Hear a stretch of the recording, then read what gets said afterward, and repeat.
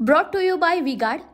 आज भांडूपमध्ये बसून संजय राजाराम राऊतला मुंगेरी लाल के हसीन स्वप्न पडत होते, पण संजय राजाराम राऊतनी आपल्या दोन्ही मुलींच्या डोक्यावर हात ठेवून एक सत्य बाहेर सांगावं की उद्धव ठाकरेच्या नावाला सर्वात मोठा विरोध हा संजय राजाराम राऊतचाच होता, ज्याला कुठला अनुभव नाही, ज्याला पक्ष चालवता येत नाही, त्याला तुम्ही मुख्यमंत्री कसं करता हे तुम्ही शरद पवार साहेबांना विचारलं नव्हतं का? भाइयों बहनों, उनके राज में पावर रहे अनस्टेबल और हम रखे सब स्मूथ और स्टेबल। हमारा नेता कैसा हो जो स्टेबल पावर दे वैसा हो। अब की बार वी-गार्ड एसी स्टेबलाइजर का चमत्कार। ह्यांनी स्वतःनी मातोश्री मध्ये जाऊन उद्धव ठाकरेंना ब्लॅकमेल करायला सुरू केलेलं की तुम्ही मला मुख्यमंत्री बनवलं नाही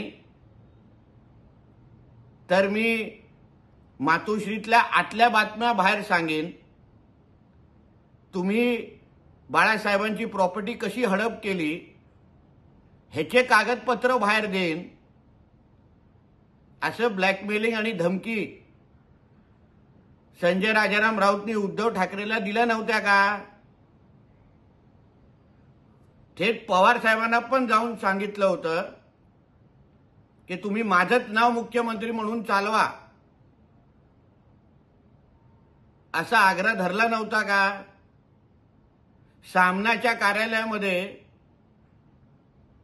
कार्यालयातून किती आमदारांना फोन गेले होते की संजय राजाराम राऊतचं नाव तुम्ही मुख्यमंत्री पदासाठी सुचवा।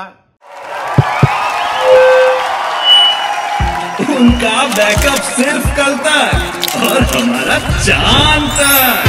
हमारा नेता कैसा हो जो नॉन स्टॉप बैकअप दे वैसा हो। अब की बार वी-गार्ड इन्वर्टर बैटरी का चमत्कार। कुठले ब्लॅकमेलिंग आणि धमक्याचे धंदे सुरू केलेलेस म्हणून उगाच सुख्या धमक्या आणि सुखे गौप्यस्फोट करण्यापेक्षा उद्धव ठाकरेला मुख्यमंत्री बनवून देऊ नका किंवा माझं स्वतःचं नाव मुख्यमंत्री म्हणून चालवा, असा हा कार्यक्रम तू चालू केला होतास का?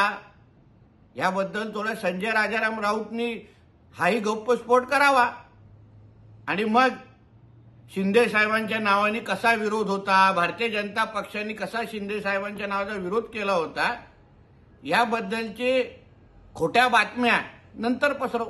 Brought to you by V-Guard.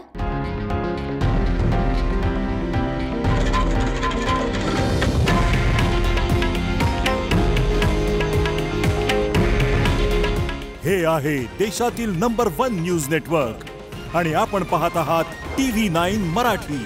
काळजी तुमची, हित महाराष्ट्राचं।